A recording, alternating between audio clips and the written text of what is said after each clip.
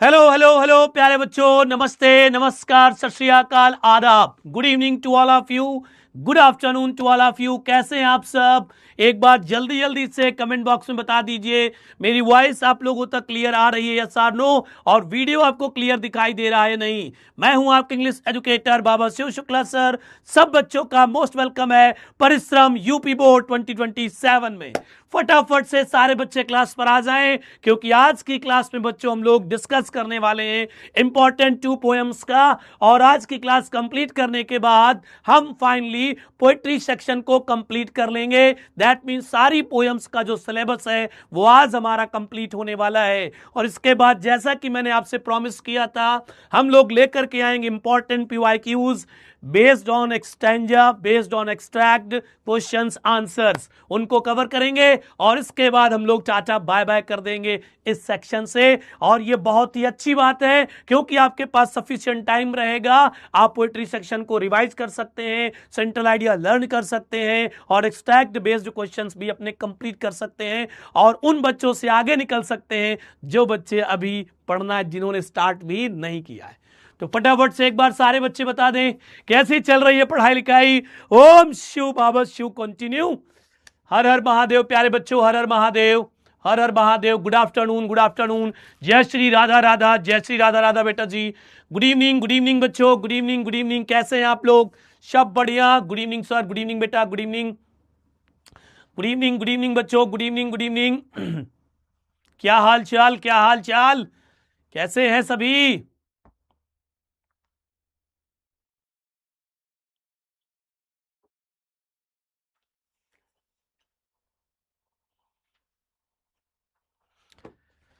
क्या हाल चाल, क्या हाल चाल?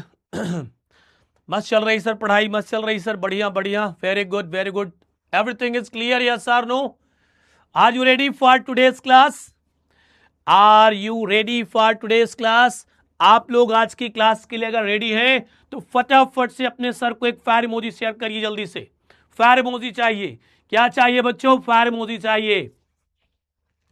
गुड इवनिंग बच्चे। Nooru good evening, Deva good evening बच्चा, Komal good evening, Sahitya good evening, Arnav good evening बच्चों, good evening, Priyanshi good evening बेटा, good evening, Arvind good evening, Aayushi good evening बेटा, योगेश, उत्कर्ष गुड इवनिंग बच्चे, good evening, good evening, Diksha good evening बेटा ji, Ankit good evening, Anjali good evening बेटा, good evening, Kritika good evening, Utkarsh good evening बेटा, Shreyansh good evening बेटा, Mohini good evening बेटा, Meenakshi good evening बेटा, Kamal good evening, Ruby good evening, Ankit good evening बेटा, Kiran good evening, Nilesh good evening, Deepali good evening बच्चे, good evening, good evening, Anmol good evening, good evening है, good evening, जितने बच्चों के नाम देख सकता हूं गुड इवनिंग।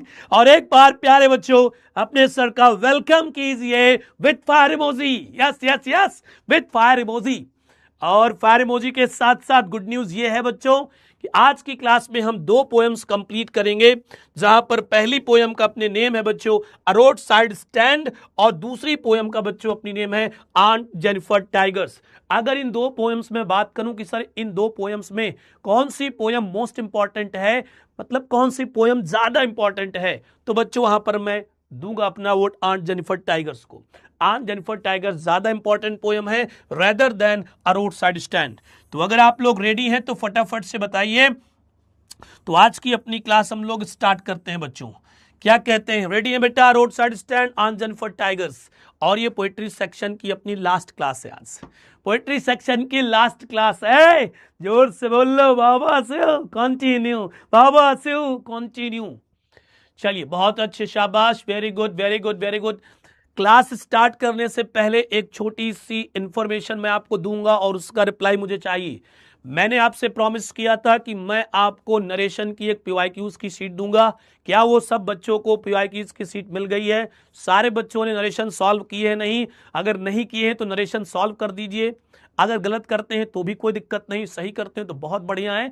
और फिर हम लोग यहां पर उनको मैच करेंगे, फिर आपको पता चल जाएगा कि सर नरेशन हमें कितना समझ आया। ठीक है? तो इसी तरह से हम कई सारी प्रैक्टिस सीट आपको देंगे, अगले अगले टॉपिक्स जो होते जाएंगे ग्रामर में कोई लोचा करने का नहीं है। ठीक है ना बेटा?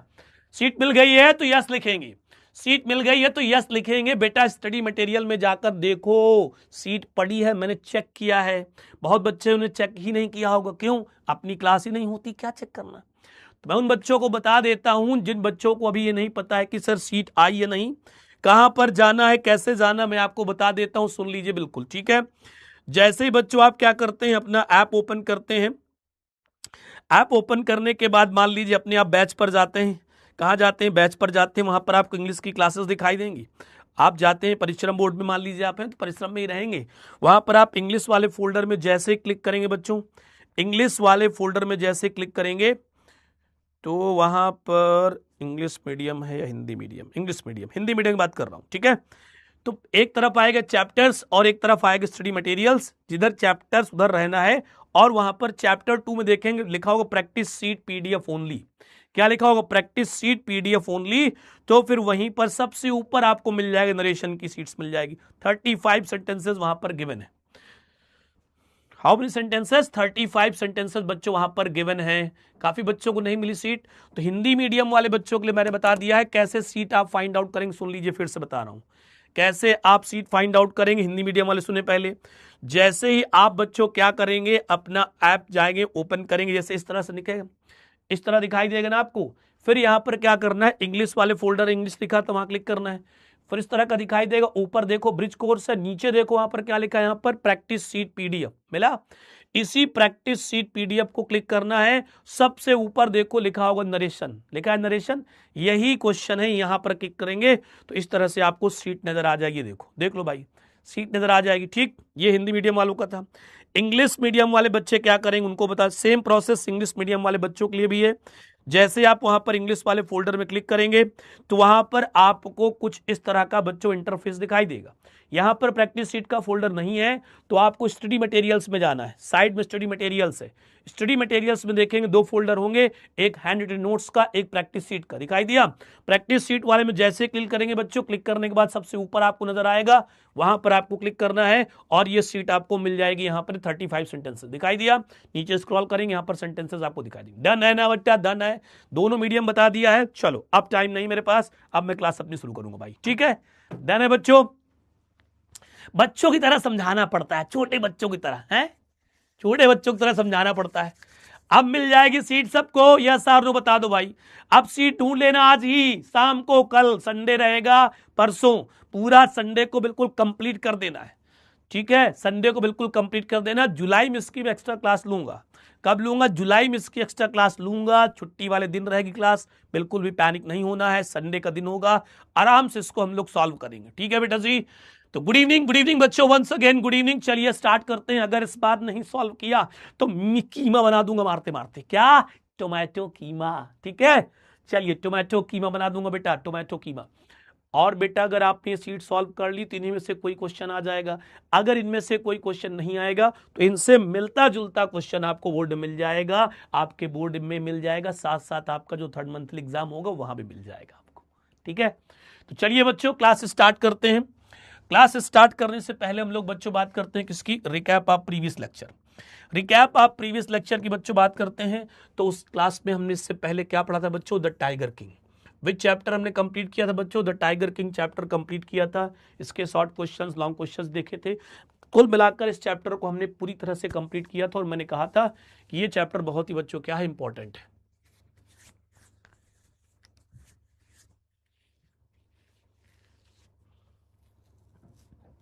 ठीक है बेटा, चलो आज की क्लास में सर क्या पढ़ाएंगे आप, तो पहले बता चुका हूं, फिर से एक बार बता देता हूं। आज का जो टॉपिक है, आज के जो टॉपिक्स रहने वाले हैं, there are 2 topics in today's class. First is a road side stand, ये पोयम है बच्चों, और ये अपने पास पोयम है आंट जेनिफर टाइगर्स, ठीक है। क्लियर है। फर्स्ट पोयम का नेम क्या था, my mother eight 66। Second poem का नेम क्या था बच्चों, यस क्या नेम था, कीपिंग क्वाइट। थर्ड पोयम का नेम क्या था, अ थिंग ऑफ ब्यूटी। ये पोयम नंबर 4, और ये बच्चों आपकी कौन सी पोयम है, पोयम नंबर 5 है, ठीक है। तो आज की क्लास में हम डिस्कस करेंगे बच्चों किसका, पोयम नंबर 4, और साथ में ही बच्चों डिस्कस किसका करेंगे, पोयम नंबर 5, ठीक है। और इसी के साथ जो पोएट्री सेक्शन है अपना वो हम कंप्लीट कर लेंगे, ठीक है। यहाँ पर सेंट्रल आइडिया भी होंगे, यहाँ पर एक्सट्रैक्ट बेस्ड क्वेश्चन भी होंगे, हिंदी एक्सप्लेनेशन भी होगी। ये मत सोचो कि सर मतलब एक कंप्लीट 1 शॉट के फॉर्म में हमसे पढ़ने वाले। तो सबसे पहले बच्चों बात करें किसकी, अ रोड साइड स्टैंड की। अगर इसके पोएट की नाम की बात करें सर, इसके पोएट हमारे कौन है बेटा, रॉबर्ट फ्रोस्ट। इस पोयम को लिखने वाले पोएट कौन है बच्चे, रॉबर्ट फ्रोस्ट हैं। पहले थोड़ा सा मैं आपको बता दूं कि अ रोड साइड स्टैंड का मीनिंग क्या होता है। अ रोड साइड स्टैंड का बच्चों मीनिंग होता है कि जैसे आपका घर रोड के किनारे है। आपका घर कहां पर है बच्चों, रोड के किनारे है। तो आप क्या करते हैं कि रोड के किनारे एक छोटा सा सेट डाल देते हैं, टीन सेट डाल देते हैं लकड़ी का, या बहुत जगह देखा हो पन्नी बांध देते हैं, और वहां पर कुछ सेल करने का काम कुछ लोग करते हैं। वो अपने घर को यूटिलाइज करने की कोशिश करते हैं और छोटा सा बिजनेस स्टार्ट करते हैं। कोई सब्जी की दुकान लगा लेता है, कोई कई सारी फ्रूट्स की दुकान लगा लेता है जो उसकी खेत में हो रहे होते हैं, खीरा ककड़ी इस तरह के लोग बेचते हैं। तो उसको हम लोग बच्चे बोलते हैं अ रोड साइड स्टैंड। ठीक है, अब थोड़ा सा पोएट के बारे में बात कर लेते हैं। काफी स्मार्ट पोएट थे, अमेरिकन पोएट थे। रॉबर्ट फ्रोस्ट का जन्म 1874 में हुआ था और इनकी डेथ बच्चों 1963 में हुई थी। ये एक बहुत ही फेमस बच्चों कौन थे, अमेरिकन। ये बहुत ही फेमस एक कैसे पोएट थे बच्चों, अमेरिकी पोएट थे। अब पोएम के बारे में बात करेंगे सर, ये पोएम लिखी किस लिए गई है, किस बारे में लिखी गई, तो देखते हैं हम लोग यहाँ पर। कहता है बच्चों, the pome a road side stand is Robert frost scathing criticism of an unequal society where there is a huge division between the rich and the poor। ठीक है बच्चों, the haves and the have nots owing to the inequities distribution of wealth। ये बच्चों जो poem है, जो हमारे Robert frost जी हैं, इस पोयम में वो बहुत ज़्यादा क्रोधित हैं, बहुत ज़्यादा एंग्री हैं, बहुत ज़्यादा इमोशनल अटैचमेंट उनको हो गया है बच्चों। किससे हो गया है, ये जो गरीब लोग हैं। और इस पोयम में उन गरीब लोगों के हक की बात कर रहे हैं हमारे रॉबर्ट फ्रोस्ट। काफ़ी दुखी भी हैं, गुस्सा भी बीच बीच में आती है, आप पोयम इनको देखेंगे काफ़ी टेंशनाइज भी यहाँ पर हैं। ठीक है, तो ये सारी चीज़ यहाँ पर बताते हैं किस तरह से।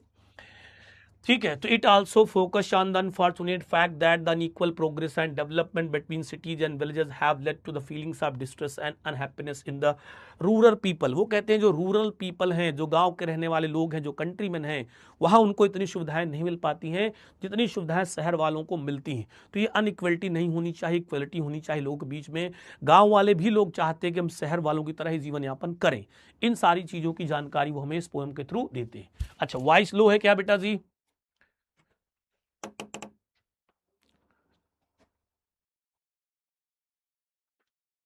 वॉइस बढ़ा दीजिए, वॉइस। ठीक है बेटा, बोल दिया है, वॉइस अभी बढ़ जाएगी।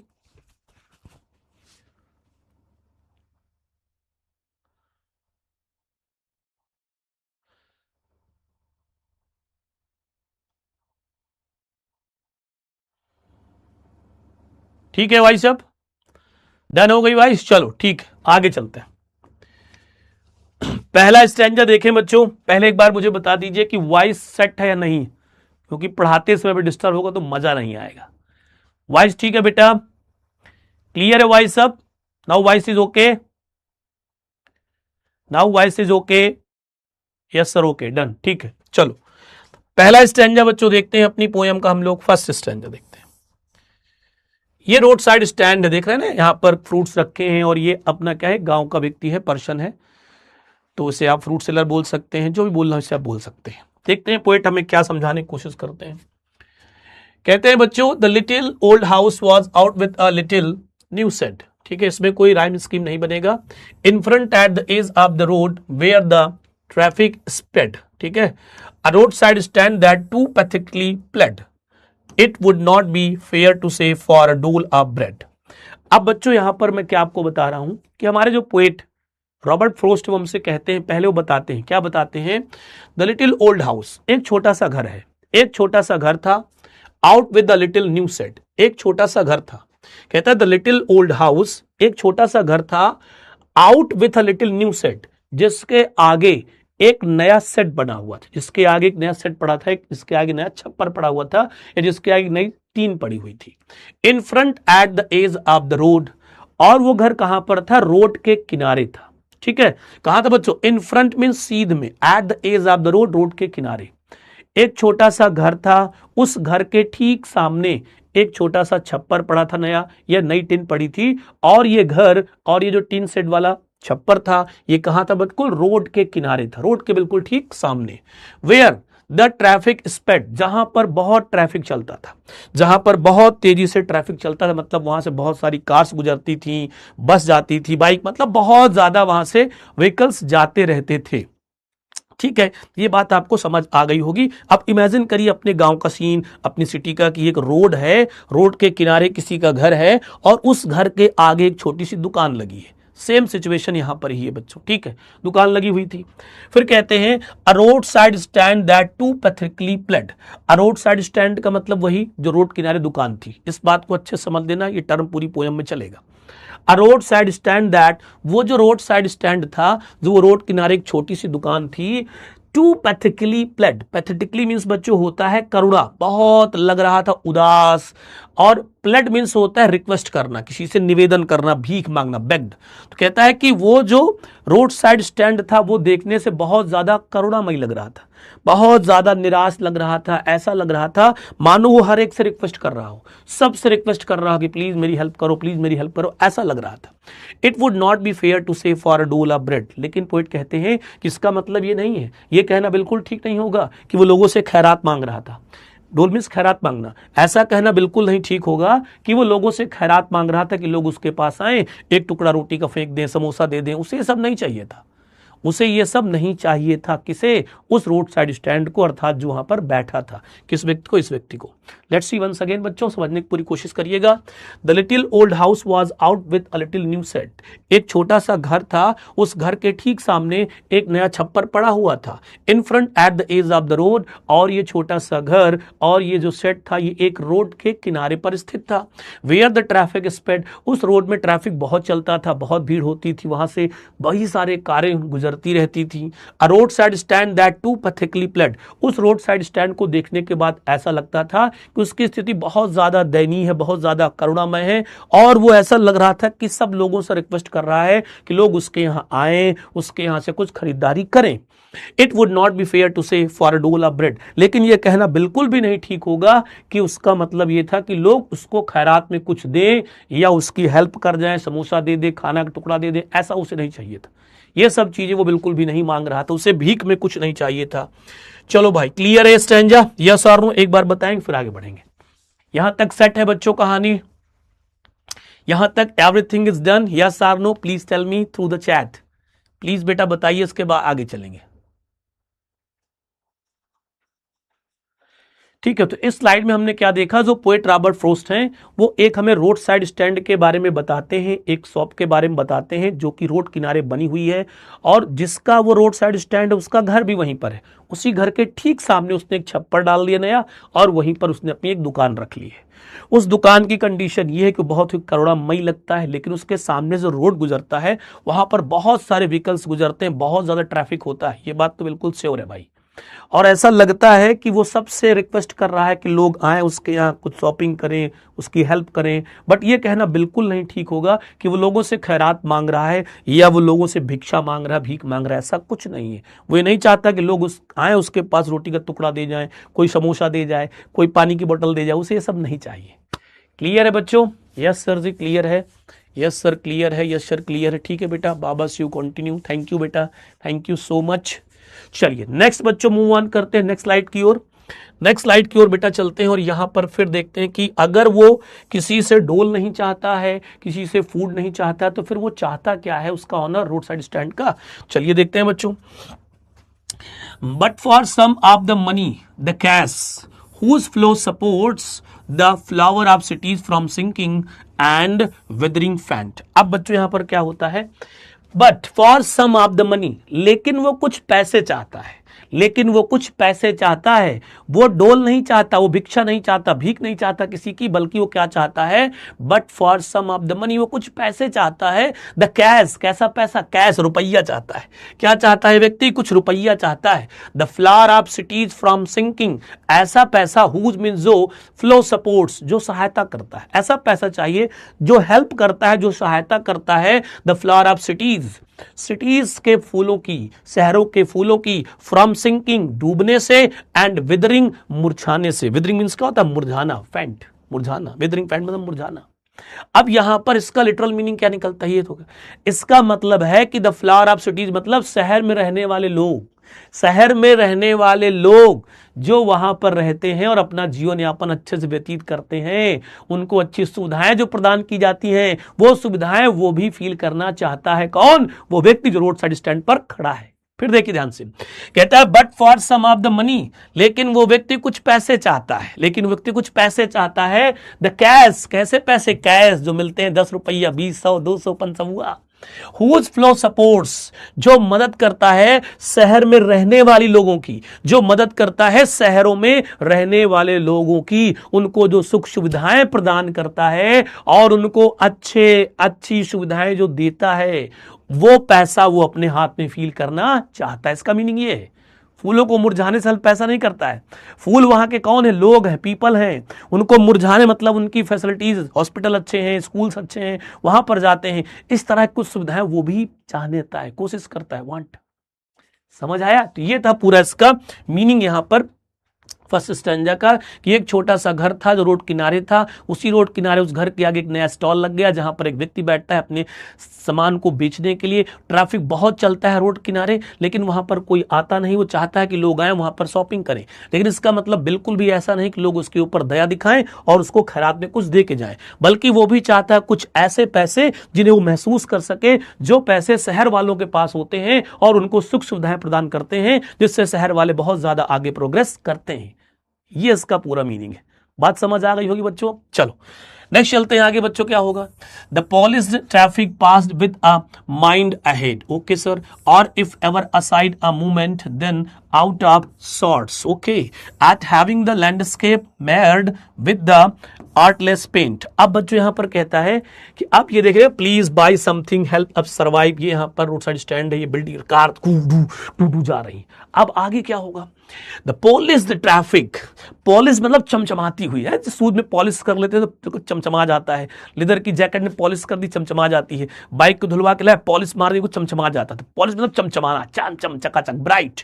Traffic pass with mind ahead, कहता है कि बहुत सारी चमचमाती हुई गाड़ियां वहां से गुजरती हैं, बहुत सारी चमचमाती हुई गाड़ियां गुजरती हैं, लेकिन इस व्यक्ति की ओर कोई ध्यान नहीं देता है।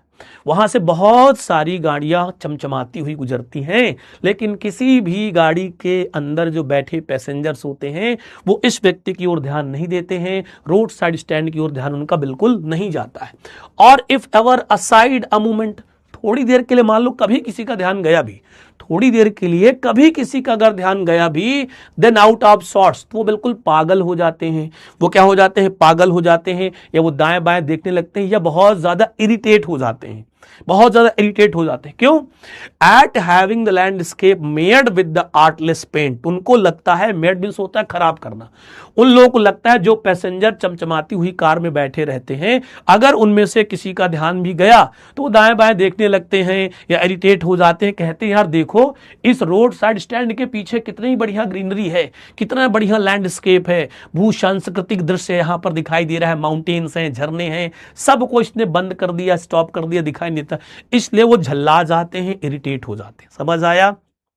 फिर से देखेंगे, the polished traffic pass with a mind ahead, poet कहते हैं कि उस रोड से बहुत सारी चमचमाती हुई गाड़ियां निकलती हैं, लेकिन कोई भी उस व्यक्ति की ओर ध्यान नहीं देता है जो उस रोड साइड स्टैंड पर होता है।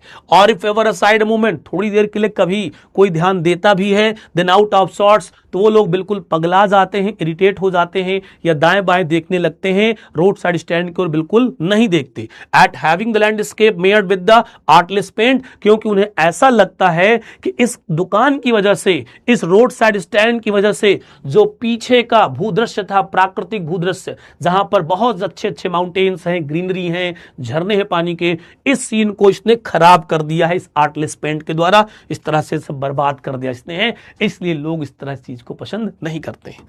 फिर देखते हैं आगे, of signs that with N turn wrong and S turned wrong, कुछ लोग ऐसे होते हैं, कहते हैं कि यार बताओ इनको तो ये भी तमीज नहीं है, उनको लगता है कि ये कम पढ़े लिखे लोग गांव वाले हैं, इनको तो ये भी तमीज नहीं है, जो साइंस हैं, जो हमारे क्या है, जो सिंबल्स हैं, एन मीन्स नॉर्थ दिखाने वाला, एस मीन्स साउथ दिखाने वाला, इन लोगों ने तो इस सिंबल्स को भी चेंज कर दिया है, नॉर्थ वाला उल्टा लगा दिया, साउथ वाला उल्टा लगा दिया। भाई इनको तो ये भी तमीज नहीं कि नॉर्थ किधर है, साउथ किधर, ये भी गलत हो गया। फिर कहता है, afford for sale wild berries in wooden quartz. अब कहता है कि वहां पर मिलता क्या क्या है। जो रोड साइड स्टैंड का है, ऑफर्ड फॉर सेल, वहां पर बेचे जाते हैं वाइल्ड बेरीज, जंगली बेरीज। जंगली बेरीज में छोटे छोटे चीजें होती हैं, बेरी हो गया, सहतूत का नाम आपने सुना होगा, ये सब चीजें वहां पर बेची जाती हैं, जामुन भी हो गया, ठीक है। किसमें? इन वुडन क्वार्ट्स। क्वार्ट्स मतलब होता है गेलने के चौथे भाग का बर्तन।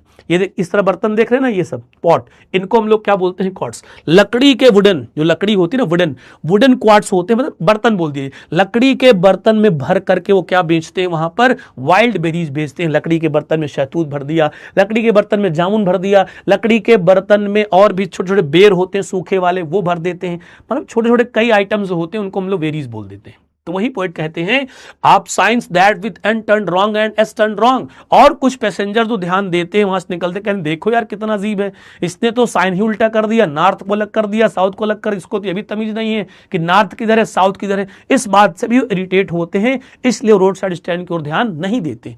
फिर कहता है, afford for sale wild berries in wooden quartz. यहां पर लकड़ी के छोटे छोटे बर्तनों में वाइल्ड बेरीज बेची जाती हैं। पोएट हमें बताते हैं, और crook necked golden squash with silver warts, ठीक है सर, और beauty rest in a beautiful mountain scene. देखिए ध्यान से, ये बच्चों जो यहां पर रखे हैं ना, ये एक तरह का फ्रूट होता है जिसे हम गोल्डन स्क्वाश बोलते हैं। सिल्वर वार्ड्स, वार्ड्स वही छोटी छोटी गोलियां, और इनके ऊपर आप देख रहे हैं छोटी छोटी क्या होती है? सिल्वर की, मतलब गोलियां टाइप की होती हैं, अलग से भी होती हैं। जैसे आपने करेला देखा, करेला देखा ना, करेला में उभरा हुआ भाग होता है, उसी तरह येलो कलर का एक फ्रूट होता है, इसमें उभरा हुआ बच्चों क्या होता है? भाग। और वो उभरा हुआ भाग सिल्वर कलर का होता है। किस कलर का बच्चों? सिल्वर। और इनकी जो गर्दन है वो मुड़ी हुई है, नेक्ड है। ये सब ऐसे नेक्ड, जैसे ककड़ी देखी होगी, डोआड़ा जानते, छोटी ककड़ी पतली वाली आती है मुड़ी हुई, उसी तरह का ये फ्रूट हो जाता है। तो वही कहते हैं, और crook necked golden squash with silver warts. और यहां पर कहता है कि गोल्डन स्क्वाश भी बिक्री के लिए रखे हैं, छोटी छोटी सिल्वर कलर की गोलियां भी बिक्री के लिए रखी हैं, और beauty rest in a beautiful mountain scene. और सबसे अच्छी बात तो यह है कि अगर अब यहां पर आकर कुछ शॉपिंग करते हैं तो आपको बढ़िया खूबसूरत माउंटेन सीनरी भी दिखाई देगी, अच्छे अच्छे खूबसूरत पर्वत भी आपको दिखाई देंगे। क्लियर है बेटा कहानी? यहां तक डन है? डन है ना बच्चों? चलो आगे चलते हैं। फिर क्या हो बच्चों? कहता है, you have the money but if you want to be mean why keep your money this crossly and go along. बच्चों क्रॉसली मीन्स होता है नाराज होना, गुस्सा होना। देख घूम रहे सब चिंगी पिंगी पांडे घूम रहे हैं।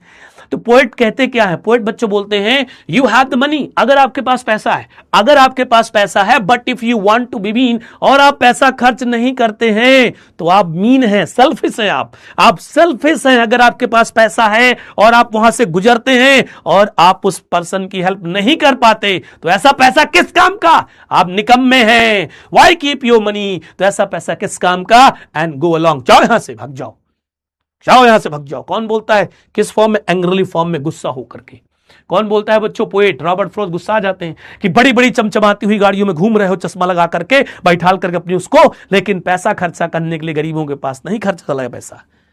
रेस्टोरेंट में जाकर खाना खा लेंगे, गरीबों को पैसा नहीं खर्च करेंगे। अगर ऐसा है तुम्हारे पास तो तुम कंजूस हो, तुम सेल्फिश हो, जाओ यहां से, चले जाओ। ऐसा बोलते हैं। कौन बच्चों हमारे बोलते हैं? रॉबर्ट फ्रॉस्ट जी। बताओ बच्चों, यहां तक क्लियर है? अभी तक जितना पढ़ा वो सब डन है बच्चों? अभी तक आपने जितना पढ़ा वो सब डन है? अभी तक सब जितना पढ़ा आपने डन है? छोटा सा एक घर है, कहां पर घर है? रोड किनारे पर। उसी रोड किनारे पर एक छोटा सा रोड साइड स्टैंड बना दिया, न्यू सेट डाल करके उस घर वाले ने, इस उम्मीद से कि कोई आएगा, शॉपिंग करेगा और मैं भी कुछ कैश फ्लो महसूस करूंगा अपने हाथों में, और जैसे शहर वाले जीवन जीते हैं उस तरह के जीवन जीने की मैं भी थोड़ा बहुत कोशिश करता हूं। ये था पहला। फिर कहते हैं कि वहां पर बहुत सारे लोग आते हैं, उन चीजों को देखते नहीं, नॉर्थ साउथ का जो सिंबल उल्टा लग गया उसको क्रिटिसाइज करते हैं और कहते हैं कि पूरा मेड कर दिया है, पूरी जो पीछे की ग्रीनरी थी, सीनरी सब बर्बाद करके चला दिया। सब चीजें चलती रहती। फिर पोएट को गुस्सा आता है, कहता है अगर आपके पास पैसा है और आप इस गरीब व्यक्ति के पास जाकर खर्च नहीं कर सकते तो आप सेल्फिश है, मीन मैन है, भाग जाओ यहां से, तुम किसी काम के नहीं हो। इतना था, बस इतना याद रखना समराइज टाइप में। ठीक है, डन है बच्चों? यस और no please tell me. Baba Shiv continue हो जाए एक बार चैट बॉक्स में। अगर यहां तक का क्लियर तो बता दो जमाजम। इसके बाद आगे चलेंगे और इस पोएम को कंप्लीट करने के बाद चलना भी आंट जेनिफर टाइगर्स इंतजार कर रही आपकी चाची, किसके साथ? टाइगर्स के साथ। फ्रांसिंग या जल्दी बताओ बेटा, क्लियर है? क्लियर है सब बच्चों को? बहुत अच्छे। अगर कोई दिक्कत है तो क्लास आपके पास रहेगी, थोड़ा सा पॉज कर लीजिए, पीछे का देख लीजिए, क्लियर हो जाएगा। अब अगर आप मुझसे कहें सर पहले पैसेज में बता दो फर्स्ट स्टैंजा का, तो ये पॉसिबल नहीं है बेटा, तो ये बिल्कुल भी पॉसिबल नहीं होगा, नहीं होगा। अगला आ जाओ बेटा आगे। कहता है the hurt to the scenery wouldn't be my complaint okay so much as the trusting sorrow of what is unsaid. अब देखो पोएट कहते हैं क्या बच्चों, पोएट बोलते हैं, पोएट रॉबर्ट फ्रॉस्ट बहुत दुखी हैं, बहुत ज्यादा दुखी। वो कहते हैं the heart to the scenery, जो ये लोग बात सीनरी की कर रहे हैं कि ये सीनरी बर्बाद कर दी, सीनरी दिखाई नहीं दे रहा प्राकृतिक दृश्य से, वुडंट माई कंप्लेन, ये मुझे इतना परेशान नहीं करता है, मेरी ये शिकायत नहीं है, मैं इस बात से बिल्कुल भी शिकायत नहीं करता हूं, या मैं कभी इस बात को नहीं कहूंगा कि नहीं तुमने शॉप लगा ली, तुमने दुकान लगा ली, सीनरी बर्बाद, मुझे इस चीज से कष्ट नहीं है।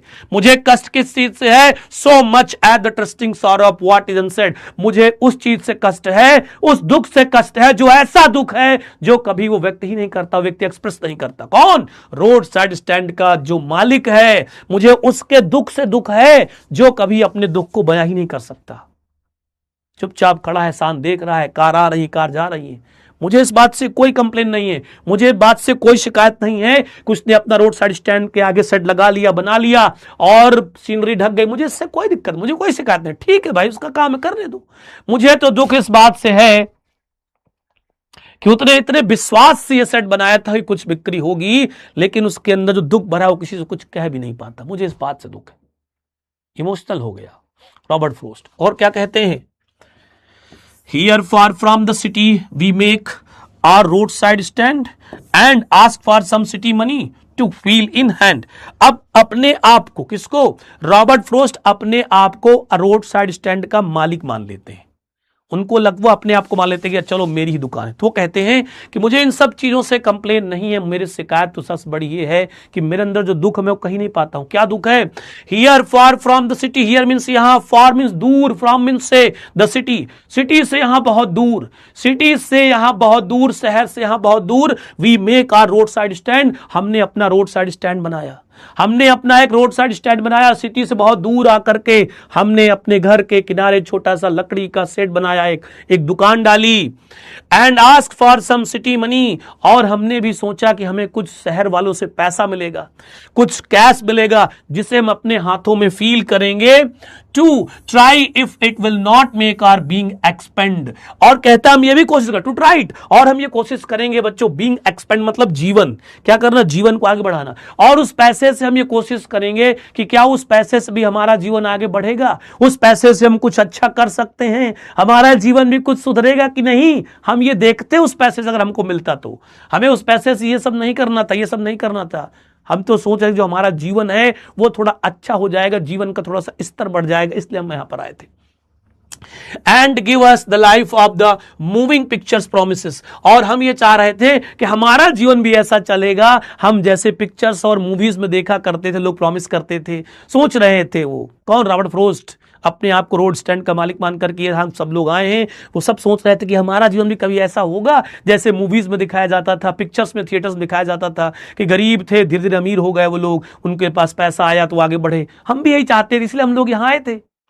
इस तरह के प्रोमिसेस किए गए that the party in power it set to be keeping from us. और देखो वो क्या कहते हैं, रोड साइड स्टैंड्स वाले कहते हैं that the party in power, that the party in power means होता है गवर्नमेंट। क्या होता है बच्चों? गवर्नमेंट, सरकार। वो कहते हैं सरकार भी यही चाहती है हम लोग ऐसे ही रहें, सरकार भी यही चाहती है हम लोग गरीब के गरीब ही रहें, सरकार भी हमें अच्छे से आगे बढ़ने का मौका नहीं देना चाहती। बिल्कुल सही बात है, कुछ जगहों पर यह बात लागू होती है, मैं भी इस बात से अग्री करता हूं। 99% सच बोल रहे हैं। विकास करना होगा, सरकार आपकी जगह ले लेगी, हड़प लेगी, कुछ पैसा दे, इसके बाद आपको भगा देगी वहां से, होता है ना ऐसा?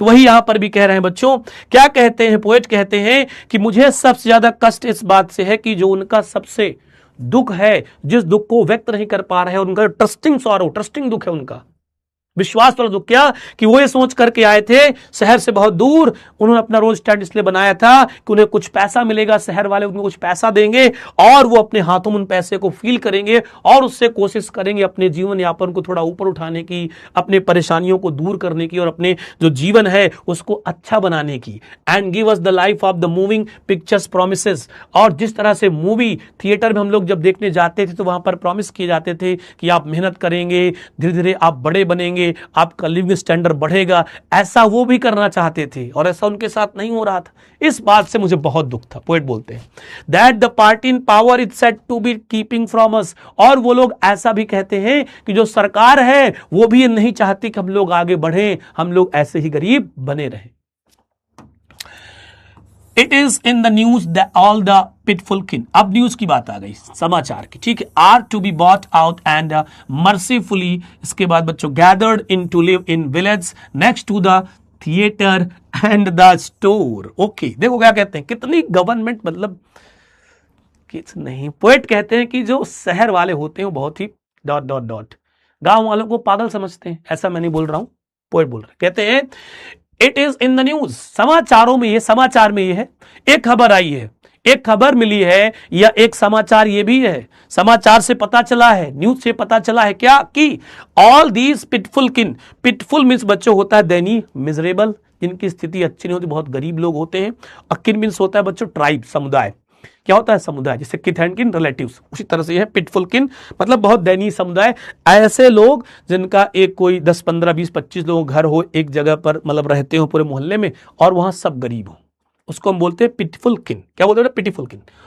तो पोएट कहते हैं कि एक खबर आई है या एक पता चला है न्यूज से, या एक न्यूज के द्वारा पता चलता है, या समाचार ऐसा है कि ऑल दीज पिटफुल किन, जो ये सभी दयनीय गरीब लोग हैं, जो ये सभी दयनीय गरीब लोग हैं जिनकी स्थिति बिल्कुल भी ठीक नहीं है, are to be bought out, क्या किया जाएगा, इन्हें खरीद लिया जाएगा, सारी संपत्ति खरीद लेना, इनकी जितनी जगह है ना वहां पर रोड किनारे, वो सारी जगह खरीद ली जाएगी, इनकी सारी जगह खरीद ली जाएगी रोड किनारे वाली।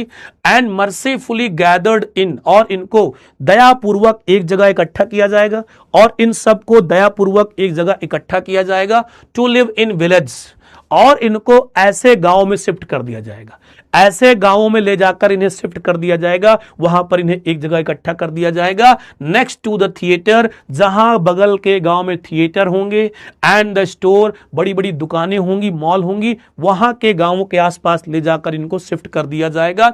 और क्या कहते हैं, where they wouldn't have to think for themselves anymore, और जहां पर उन्हें अपने बारे में सोचने की कोई जरूरत नहीं होगी, जहां पर जब वो रहने लगेंगे तो वहां पर उन्हें अपने बारे में सोचने की कोई नीड नहीं होगी, क्योंकि सरकार जो उनकी नेसेसिटी होगी वो उनके जमीन के बदले में दे देगी। अब देखो सरकार ने क्या किया, 10 लाख 20 लाख दे दिया तो आप एक जनरेशन तो खा लेंगे, बट अगर आपकी रोड की जगह थी और आप थोड़ा बहुत वहां पैसा कमाते रहते हैं तो जनरेशन बाय जनरेशन वो चीज ट्रांसफर होती है, उसकी जगह कीमत बढ़ती रहती है। सरकार ने अपना उल्लू सीधा कर लिया, आपसे प्रॉमिस किए, फेक प्रॉमिस किए, फॉल्स प्रॉमिसेस किए, कुछ पूरे किए कुछ नहीं पूरे, बाद में आप क्या कर लेंगे सरकार का। सरकार से आज तक कौन लड़ पाया है, कोई नहीं। तो पोएट गुस्से में वही बात बोलते हैं, कहते हैं it is in the news, समाचार में ये भी है, समाचार से ही पता चला है कि all these pitiful kin are to be bought out, कि जितने भी ये गरीब लोग हैं, दयनीय लोग हैं, इनकी जितनी भी संपत्ति है, रोड किनारे जितनी जमीन है, वो सब सरकार के द्वारा खरीद ली जाएगी। And mercifully gathered in to live in villages, और इन सारे लोगों को गांवों में इकट्ठा किया जाएगा, वहीं पर इनको रहने के लिए बोला जाएगा, और वो गांव ऐसे होंगे जहां उनके बगल में थिएटर होंगे, स्टोर होंगे, बड़ी बड़ी शॉप्स होंगी, बड़े बड़े पिक्चर देखने वाले हॉल होंगे, मॉल होंगे, सारी चीजें होंगी वहां पर। Where they wouldn't have to think for themselves anymore, जहां पर उन्हें अपने बारे में ज्यादा सोचने की जरूरत भी नहीं होगी, क्योंकि सरकार उन्हें सारी चीजें प्रोवाइड करा देगी। ठीक है बच्चों, डन है यहां तक कहानी, यहां तक कहानी डन है बच्चों। फिर आगे क्या होता है जरा देखते हैं, आगे क्या होता है बच्चा देखते हैं।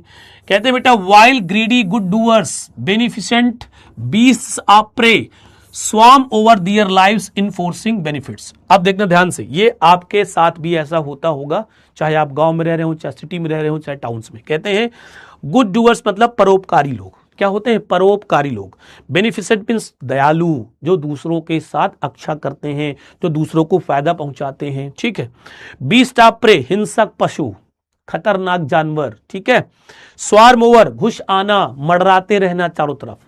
पोएट कहते हैं वाइल, जबकि जो greedy good doers, greedy means लालची, लालची गुड डूअर्स परोपकारी, कुछ लोग ऐसे हैं जो लालची परोपकारी लोग हैं, जबकि कुछ ऐसे लोग हैं जो लालची परोपकारी लोग हैं। बेनिफिशेंट, जो दूसरों को फायदा पहुंचाने वाले लोग हैं। बीस्ट ऑफ प्रे, वो दूसरों को फायदा पहुंचाने वाले लोग नहीं, वो एक तरह से कौन है? हिंसक पशु हैं वो जब भी मौका मिलेगा शिकार कर लेते हैं। स्वार्म ओवर दियर लाइव्स, और वो हमेशा उनके जीवन में मंडराते रहते हैं, वो हमेशा उनके जीवन में घुस आते हैं। और क्या कहते हैं? इनफोर्सिंग बेनिफिट्स, और जबरदस्ती उनके ऊपर बेनिफिट्स लाद देते हैं, जबरदस्ती उनको बेनिफिट्स लाद देते हैं। That are calculated to soothe them out of their wits, क्योंकि वो पहले से गणना लगाए रहते हैं, वो पहले से कैलकुलेट किए रहते हैं कि इनको कब क्या देना है। अगर इनको ये सारी चीजें दे दी जाएंगी तो वो क्या हो जाएंगे? सूद हो जाएंगे, मीठी मीठी बातें उनसे करने लगेंगे और वो शांत हो जाएंगे, काम हो जाएंगे। Their wits, out of their wits का मतलब है उनकी जो बुद्धि है वो काम करना बंद कर देगी, धोखा दे देते हैं लास्ट में वो लोग। यहां तक पूरा रखेंगे तभी मीनिंग समझ में आएगा, तभी समझ विट्स तक कहता है यहां पर कि पोएट कहते हैं कि जबकि बहुत सारे लालची परोपकारी लोग ऐसे हैं, उनका हमेशा फायदा सोचने वाले लोग कुछ हैं, और कुछ कैसे हैं ये सब लगता तो दूर से है, लेकिन ये सभी क्या है? बीस्ट ऑफ प्रे हैं, ये हिंसक पशु हैं सब। लालची और परोपकारी लोग, कंट्रास्ट है ना, वही कहते हैं पोइट कि जबकि कुछ लालची परोपकारी लोग हैं और कुछ उनको फायदा पहुंचाने वाले लोग भी हैं, लेकिन ये ऐसे हैं नहीं, ये रियल में कैसे हैं? ये हिंसक पशु के समान हैं। स्वार्म ओवर दियर लाइव्स, जो हमेशा उनके जीवन में आगे पीछे घूमते रहते हैं, उनके आसपास मंडराते रहते हैं, उनके जीवन में घुस जाते हैं और फिर क्या करते हैं? Enforcing benefits. एनफोर्सिंग बेनिफिट्स मतलब जबरदस्ती लाभ उनके कंधों में लाद देते हैं, जबरदस्ती कह रहे तुम्हारे लिए अच्छा ये करो, तुम्हारे लिए अच्छा ये करो, इस तरह से उनको बाधित कर देते हैं, बाध्य कर देते हैं। दैट आर कैलकुलेटेड, और वो जो बेनिफिट्स होते हैं वो पहले से उनकी गणना लगाए रहते हैं, पहले से उनके बारे में उसके पास जानकारी होती है, टू सूट देम, और उनको लगता है कि अगर ऐसा कर दिया जाएगा तो वो लोग शांत रहेंगे, काम हो जाएंगे, किसी प्रकार की कोई उनको मतलब कि उनका विरोध नहीं करेंगे, उनसे मीठी मीठी बातें करने लगेंगे, और फिर क्या होगा? आउट ऑफ दियर विट्स, उनसे क्या होगा कि उनकी बुद्धि काम करना बंद कर देगी और ये फायदे पहुंचा करके उनको मूर्ख बना सकते हैं। एग्जाम्पल मैं आपको दे रहा हूं, अभी क्या रोड निकलनी होती है, सरकार कितनी मीठी मीठी बातें करती है आपसे, पार्षद आपके घर आएगा, ग्राम प्रधान आपके घर आएगा, विधायक जी आप घर आ सकते हैं, जमीन दे दीजिए, आपका ये होगा, आपके एक बच्चे को नौकरी दे देंगे। उनको पता है कि अगर ये लालच देंगे कि आप कोई गवर्नमेंट जॉब दे देंगे तो आप जल्दी से ये डोनेट कर देंगे उनको पूरा, आपको हम 50 लाख दे रहे हैं, सोचिए आपको लड़का ये पढ़ेंगे, ये सब करेंगे। तो इसमें जो बेचारे किसान लोग होते हैं, छोटे लोग होते हैं, गरीब लोग तुरंत मान जाते हैं कि यार चलो हमारे एक बच्चे को जॉब मिल रही है, गवर्नमेंट जॉब मिल रही है, ये जमीन दे देते हैं, लैंड दे दिया आपने, उनका काम हो गया। इसी तरह से मीठी मीठी बातें करते रहते हैं आपसे और आप समझ नहीं पाते। बिल्कुल सही बात कह रहे हैं पोएट।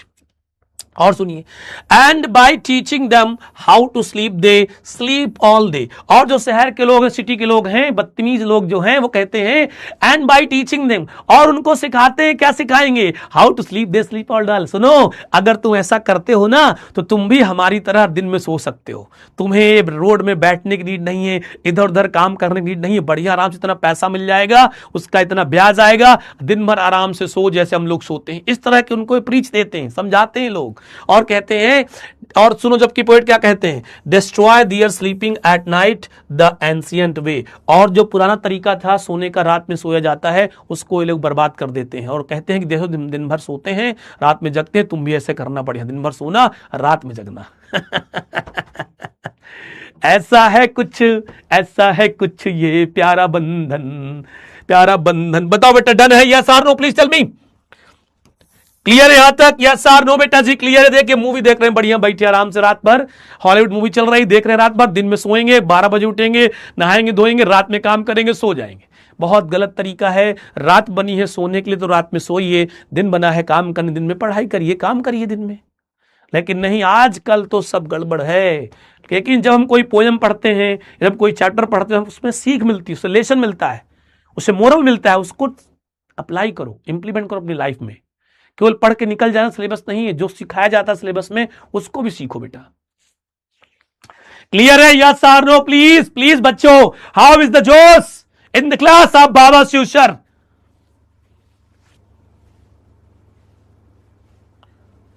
मुझे हर एक स्टूडेंट के 90+ मार्क्स चाहिए बोर्ड एग्जाम में, नहीं तो मैं सभी को एक तरफ से कायदे से प्रसाद दूंगा बेटा, याद रखना, कायदे से प्रसाद दूंगा बेटा, याद रखना। डन है बच्चों? Done done done done. चलो आगे चलें फिर, चलिए आगे चलते हैं बच्चों नेक्स्ट, और इसको जल्दी से हम लोग टाटा बाय बाय करते हैं, क्योंकि अगली पोयम भी तो अपने पास है, उसको भी तो हम लोग देखेंगे यहां पर। चलो टाइम भी देखना है अपने आप को। Sometimes I feel myself I can hardly bear the thought of so much childish longing in vain। अब देखो बच्चों, पोएट यहां पर दुखी हैं, बहुत ज्यादा दुखी हैं, बहुत ज्यादा डिप्रेस्ड हैं, तो पोएट यहां पर हमसे कुछ बताने की कोशिश कर रहे हैं। क्या बताएंगे आइए देखते हैं। समटाइम्स कभी कभी, आई फील माई सेल्फ, मैं अपने आप से महसूस करता हूं, कभी कभी मैं अपने आप खुद से महसूस करता हूं, आई कैन हार्डली बेयर, कि मैं बड़ी मुश्किल से सहन कर सकता हूं, मैं बड़ी मुश्किल से सहन कर सकता हूं the thought of so much childish, कि ये जो विचार है कितना ज्यादा चाइल्डिश है। चाइल्डिश मतलब बचकाना। लॉन्गिंग इन वेन, लॉन्गिंग मतलब इच्छा, चाह, इन वेन मतलब व्यर्थ में। पोएट का मतलब इन लाइंस में है, पोएट कहते हैं कभी कभी मुझे महसूस होता है, कभी कभी मुझे महसूस होता है जो इन लोगों की चाह है, जो एक छोटे बच्चे की तरह चाह लगती है, मुझे लगता है कि वो सब व्यर्थ है। अब चाह क्या है इनकी? वो चाहते हैं कि उनकी शॉप पर कोई आए, शॉपिंग करे और उन्हें कुछ पैसे दे। ये छोटी सी चाह, 1 रुपए 2 रुपए की, वो नहीं चाहते कोई हमारे से फ्रिज खरीदे। भाई उनके यहाँ जो क्या है, यहाँ वाइल्ड बेरीज खरीदे कितने रुपए की होगी? 10 रुपए 5 रुपए की, मतलब इतनी बड़ी हाई कॉस्ट की कोई आइटम नहीं है। तो वही कहते हैं पोएट, कभी कभी मैं खुद से महसूस करता हूं कि बड़ी मुश्किल से मुझे बात सहन होती है कि इन लोगों की जो इच्छा है, इन लोगों की जो डिजायर है, छोटी सी एक बच्चे की तरह डिजायर है, वो सब व्यर्थ है, कभी पूरी नहीं हो सकती, मुझे ऐसा लगता है। पोएट ऐसा सोचते हैं। फिर कहते हैं the sadness that lurks near the open window there, और कहते क्या है, द सैडनेस मीन्स उदासी, निराशा, दैट मीन्स जो, लक्स मीन्स बच्चों होता है छिपे होना, कहां छिपी है? Near the open window there, और जो वो अपने रोड साइड स्टैंड की छोटी सी विंडो जिसे खुला रखता है हमेशा व्यक्ति जो वहां पर बैठता है, उसका ऑनर हमेशा खुला रखता है और देखता है कोई आ जाए कोई आ जाए। तो मुझे लगता है कि जो सैडनेस है जो उस विंडो पर छिपी बैठी है और किसी न किसी के आने का इंतजार कर रही होती है वहां पर, that waits all day in almost open prayer, ऐसा लगता है कि पूरे दिन भर वो प्रार्थना करती रहती है, वो खिड़की पूरे दिन भर प्रार्थना करती है, खुली रहती है, और हमेशा लोग क्या करती है, क्या प्रार्थना करती है? For the squeal of brakes the sound of stopping car, वो सोचती है कि काश कभी न कभी कोई कार यहां पर आए और ब्रेक लगाए और ब्रेक की आवाज मुझे सुनाई दे। वो अब सोच रहे हैं, कौन? पोएट सोच रहे हैं, पोएट कह रहे हैं कि मुझे तो ऐसा लगता है कि जो खिड़की के पास सैडनेस छिपी हुई है, उदासी छिपी हुई है, हमेशा वो उदासी इस इंतजार में प्रेयर करती रहती है कि कोई कार आए और उस कार जब आए तो वहां पर ब्रेक लगाए और उस ब्रेक की आवाज से सुनाई दे तो उसका मालिक वहां पर दौड़ करके जाए। ये सोच रहे हैं बेटा जी, ठीक है। कहते हैं बच्चों of all the 1000 selfish cars that pass, poet ये भी कहते हैं कि वहां से हजारों हजार कार पास होती हैं, गुजरती हैं, हजारों हजार सेल्फिश कार्स वहां से गुजर जाती हैं, हजारों हजार कार्स जो होती हैं स्वार्थ वाली वो गुजर जाती हैं। Just one to inquire what a farmer's price are, कहता है कि just one to inquire what a farmer's prices are, और कहता है कि एक रुकेगी, फार्मर जो किसान है वहां का, किसान की चीजों के बारे में जो पूछे, कोई नहीं ऐसा है, कोई भी कार ऐसी नहीं है जो वहां पर आए, रुके और उस किसान से उसके सामान के प्राइस के बारे में पूछे कि भाई ये स्क्वाड कितने का है, ये वाइल्ड बेरीज क्या रेट दे रहे हो, कैसे दो, कोई नहीं ऐसा मिलता है। कहता है एंड वन डिड स्टॉप, हाँ एक रुका, एक रुका but only to plough up grass in using the yard to back and turn around, हाँ एक कार रुकी, एक कार वहां पर रुकी, लेकिन वो कार रुकती इसलिए है वो अपनी कार को वहां से मोड़ रहा था, और कार मोड़ते हुए उसने क्या किया, जो वहां पर घास थी उसको भी बर्बाद कर दिया। एक कार रुकी, खुश हुआ होगा वहां का मालिक कि अब लग रहा कुछ लेगा, लेकिन वहां पर जो खाली जगह पड़ी थी उसका उसने यूज किया, अपनी कार को वहां से मोड़ लिया और वहां से घास बर्बाद करके चला गया। And another to ask the way to where it was bound, एक कार और रुकी, पोएट कहते हैं एक बार मैंने देखा एक कार और रुकी, उसने केवल इसलिए अपनी कार रोकी, उसने पूछा भाई ये रास्ता किधर जाता है, मुझे वहां से जाना है, मुझे रास्ता बता, the way where it was bound, ये रास्ता किधर जाता है मुझे बता दो, मुझे यहां जाना है, मुझे 56 भोग चौराहा जाना है, बताओ भाई कैसे जाना है। इस तरह वाले लोग रुकते हैं, खरीदारी करने वाला कोई नहीं रुकता। तो पोइट कहते हैं कि हजारों हजार कारें वहां से गुजरती हैं, लेकिन कोई भी कार वहां पर ये नहीं रुकती कि उससे पूछे कि भाई तुम ये कितने रुपए का दे रहे हो, इसका रेट क्या है। इसलिए वहां पर कोई कार नहीं रुकती इस चीज के लिए। बट वहां पर एक बार एक कार रुकी, उसने उस खाली स्थान का यूज किया, अपनी कार को वहां से मोड़ा, और कार मोड़ते समय उसने वहां की घास भी खराब कर दी और चला गया। एक कार वाला और रुका, लेकिन वो सामान खरीदने के लिए उसने उससे पूछा कि भाई ये रास्ता कहां जाता है, कैसे जाता है, मुझे बता दो, मुझे वहां जाना है। इन सब के लिए and another to ask could they sell it a gallon of gas. एक तो हद हो गई, एक रुकता है और कहता भाई तेरे पास गैलन है क्या गैस का गैलन रखे हो क्या। अब यहां पर पोएट का दिमाग खराब। दे कुडंट डिस्क्लोजली, they had one didn't it see. कहता है पोएट की क्या दिखाई नहीं देता, तुम लोगों को अंधे हो, यहां पर गैस का गैलन नहीं मिलता है, छोटी सी दुकान है। मजाक कर रहा है उसका। पोएट गुस्सा आ गया, बेटा बहुत ज्यादा चिढ़ गया, अरे ये कैसी बात है, गैस का गैलन इस दुकान में कहां मिले गरीब आदमी के यहां, आपने उसका मजाक उड़ा रहे, आपके पास तमीज नहीं क्या बात करने की। जब देखो बदतमीजी करते रहते हो आप लोग। उतनी देर से देख रहा हूं, कार रोक रहे, कभी कुछ कर रहे, कभी कुछ कर रहे, कुछ लेना देना नहीं है, आप लोग चले आते हैं यहां पर, आपको दिखता नहीं यहां पर गैस गैलन नहीं मिल सकता है, इस तरह की हरकतें करते हैं।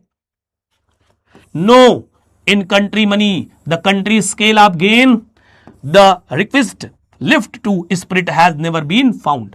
अब बच्चों पोएट रॉबर्ट फ्रॉस्ट कहते हैं कि नो नहीं, इन कंट्री मनी मतलब देहात का पैसा, जो ये लोग हैं, जो ये देहात लोग हैं, जो गांव के लोग हैं, कंट्रीमैन, इसके पास जो पैसा आता है, the country scale of gain, और इनको जो पैसा मिलता है, इनकी जितनी इनकम, मतलब इसका हुआ स्केल ऑफ गेन मतलब जितनी इनकी इनकम है, जितनी इनकी इनकम है, जितना इनको पैसा मिलता है गांव में, the request lift of spirit has never been found, इनसे बच्चों इनकी जो जरूरतें हैं ना वो भी नहीं पूरी हो सकती। The request lift of spirit, इनको जो क्या चाहिए, इनका मनोबल ऊंचा करने की जरूरी चीजें होती हैं, जो हमारे मनोबल को ऊंचा करने के लिए जरूरी चीजें होती हैं, वो भी इन्हें कभी नहीं मिलती हैं, ऐसा पोएट को लगता है। पोएट कहते हैं मुझे ऐसा लगता है कि जो ये गांव के लोग हैं, जितनी इनकी इनकम है, जहां से भी इन्हें पैसा मिलता है, वो पैसा इतना नहीं मिल पाता इनको कि जो इनके मनोबल को ऊंचा करने के लिए पर्याप्त हो, जो इनकी जरूरत वाली चीजों को पूरा कर सके। मनोबल कैसे आपका ऊंचा होगा, आप अच्छा खाना खाएंगे, आप अच्छे कपड़े पहनेंगे तो आपके अंदर कॉन्फिडेंस आएगा। तो उनको लगता है कि भाई ये इनको तो ये भी नहीं मिलता है, इन लोगों के पास तो ये भी नहीं है, मनोबल बढ़ाने के लिए सारी चीजें, और अथवा so the voice of the country seems to complain, या ये भी कहते हैं, या ऐसा लगता है कि ये लोग हमेशा यही शिकायत करते रहते हैं कि बाबूजी हमारे पास तो इतना पैसा नहीं है कि हम अपनी डेली की चीजों को भी सही से कर सकें, या रोजमर्रा की चीजों को सही से अप्लाई कर सकें, जिससे भी हमारा मनोबल बढ़ सके। ऐसा पोएट बोलते हैं। I can't help owing the great relief it would be to put these people at one stroke out of their pain। अब पोएट कहते हैं बच्चों, I can't help owing the great relief it would be to put these people at one stroke out of their pain। कहता I can't help owing the great relief, मैं भी इनकी ज्यादा मदद नहीं कर सकता हूं, मैं भी इनकी सांत्वना नहीं दे सकता हूं, इनकी ज्यादा मदद नहीं कर सकता हूं।